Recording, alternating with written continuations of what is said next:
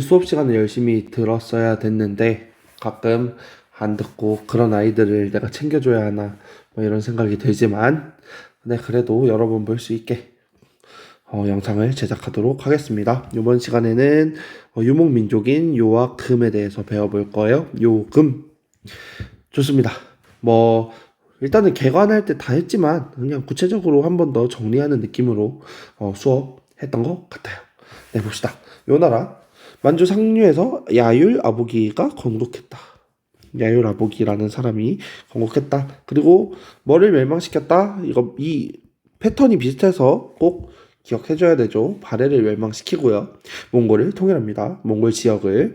그리고 어디를 점령한다? 연운 16주. 옆에도 연운 16주죠. 16주 내용 볼게요. 5대 시기에 5대 19 할 때 그 5대야. 석경당이 후당을 무너뜨리고 후진을 세울 때 거란으로부터 받은 군사 원조의 대가입니다. 이거는 그래서 꼭 알아야 하는 게 어떤 걸 알아야 된다고 이야기했죠? 이거는 중요한 것은 요 나라가 송한테 뺏은 게 아니에요. 송이 생기기 전에, 송이 지구상에 있기 전에 먼저 차지했던 지역입니다. 거란으로부터 할양해준 지역으로 베이징 등 비롯하여 만리장성 남쪽에 해당합니다. 이후 거란과 송의 분쟁 요인이 되는 거죠. 송이라는 나라가 없을 때 이 나라가 이미 차지하고 있었어요. 근데 이제 이 송이 이 연운 16주를 차지하려고 싸우는 거죠. 연운 16주를 두고 싸우는데요. 송나라가 군대는 많은데 힘이 약해요. 힘이 약합니다. 왜냐?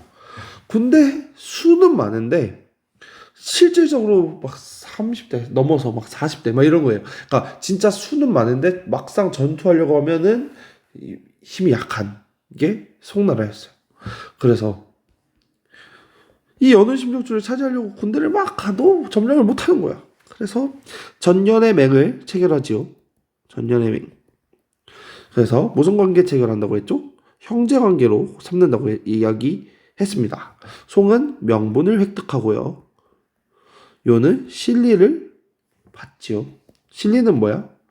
명분을 획득하고 요는 세패라고 해야겠죠? 세패를 받습니다.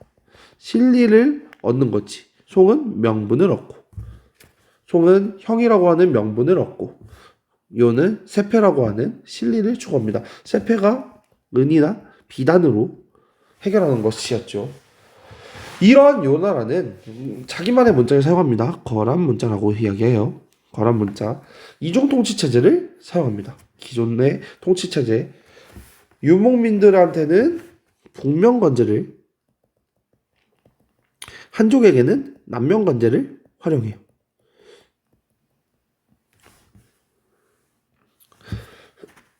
당연하죠. 요 나라가 북쪽에 있고 한쪽이 남쪽에 있으니까. 그러니까 애초에 통치 방식을 다르게 한 거예요. 북명관제와 남명관제.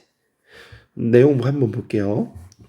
황제 밑에 북명관과 남명관을 두고요. 북명관은 부족제로 통치합니다. 남명관은요 주현제로 통치하고요. 북명관제에서는 유목민 사회, 거란족 등 유목민은 유목민스럽게 다스리고요, 통치하고요. 이 한족들은 한족스럽게 통치합니다. 내용 볼게요. 요는 유목민과 농경민을 구분하여 통치했다.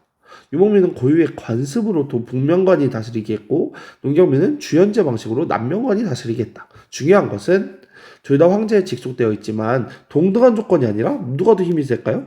북명관이 힘이 더 세겠죠. 부족이니까 자기 부족을. 국교화의 중요한 문제는 주로 북명관의 최고 관청인 북면재상부가 장악하고 있는데 남명관은 관여하지 못했다. 그러니까 동등한 조건이 아니다. 그리고 통치하는 방식이 달랐다. 이거는 어떠한 의미를 지니냐면요. 기존에는 유목민이 화북지역을 차지했던 시기가 있죠. 5호 16국 시대 또는 이 5호 16국을 통일했던 북위. 이 북위는 한화 정책을 실시했죠. 다 자기 문화를 다 버리고 한족화 하려고 하다 보니까 자기 문화는 다 사라지고 결국 남은 건 한족밖에 없으니까 이제 이렇게 하나 정착하는 게 아니라 우리 고유의 우리 전통의 문화를 지키려는 모습을 보여줍니다.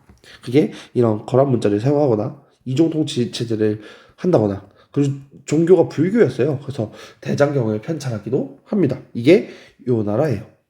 내용은 어렵진 않은데 한번 생각해 볼 만한 계기인 거죠. 그러니까 정말 이렇게 한족화 정책을 하는 게 맞는 건지, 이종 통치를 하는 게 맞는 건지. 근데 자신만의 고유함을 지키려면 이종 통치를 하고 자기만의 문자를 사용하는 것이 맞겠지요. 요 나라가 그렇습니다. 그럼 나라로 넘어가기 전에 한번 서하라는 것부터 볼게요. 하상조 할 때 그 하자입니다.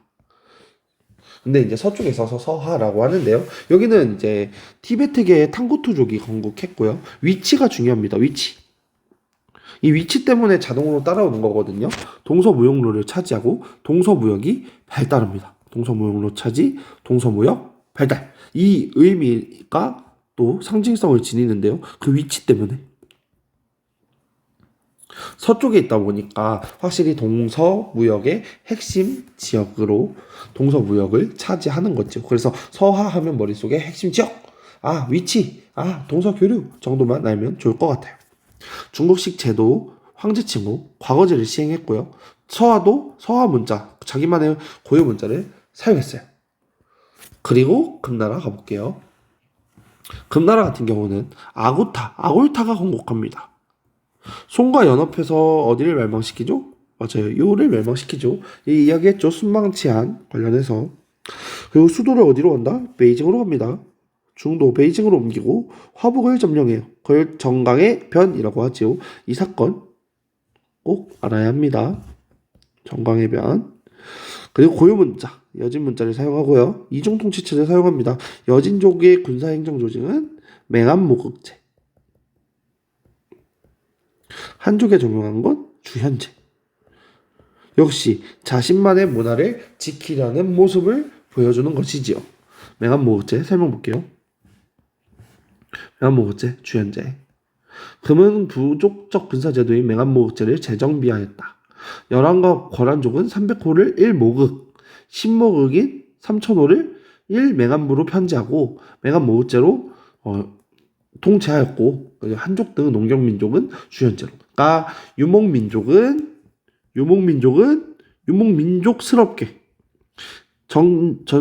정착하는, 농경민족은 한족, 대표적으로 한족이죠. 농경민족스럽게 이종 통치했다는 거지. 이유? 자신만의 문화를 지키기 위해서. 사회문화 할 때 나중에 조금 이러한 내용을 가지고 배우기도 합니다.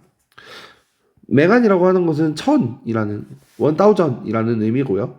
모극은 부족장을 의미합니다. 그래서 평소에는 수렵에 종사하였지만 전쟁이 일어나면 징벌되어 전쟁에 나갔다. 맹안 모극제였습니다. 그러니까 중요한 건 북면간 남면간 하면 요 나라, 맹안 모극제 주현제, 금나라 정도로 구분하면 좋을 것 같아요. 내용 볼게요. 맹안 모극제 주현제. 맹안 모극제는 유목민, 주현제는 농경민. 맹안과 모극이 이제 우둔머리여서 주현제는 지방관. 행정 업무를 담당하고 군사 통수권은 갖지 않는다. 이 말, 즉 맹안 모극의 짱이랑 주현제의 짱이랑 누가 더 강력할까? 당연히 맹안 모극제. 자, 유목민들 중심의 사회인데, 그러니까 분리해서 통치했다라는 것이죠. 다수이기 때문에 소수의 문화가 다수에 들어가 버리면 이 문화가 사라져 버리기 때문에 그 문화를 지키려는 모습을 보여줍니다. 대표적으로 자신의 문자를 사용했고 통치 방식을 달리한 걸로요. 그러니까 기존에, 이것도 역사가 있었기 때문에 가능한 거죠. 기존의 북위라는 나라는 한 번 더 이야기합니다. 하나 정책으로 자신들의 문화를 사라지게 했고, 그리고 이어서 이제 나왔던 요나라와 금나라는 어떻게 한 거예요? 하나 정책이 아니라 이종 통치를 실시한 거지요. 자기 부족은 부족대로, 농경민족은 농경민족대로 통치하는 방식. 그러면 이제 이 다음에 원나라는 어떻게 통치할지는 다음 시간에 배워보도록 할 거예요. 실제 수업 시간에 선생님이 다른 이야기를 많이 해서 조금 길게 뺐던 것 같은데, 온라인으로 하면 역시 진도는 팍팍 나갈 수 있는 것 같아요. 10분 동안 진행했습니다. 여기까지 할게요.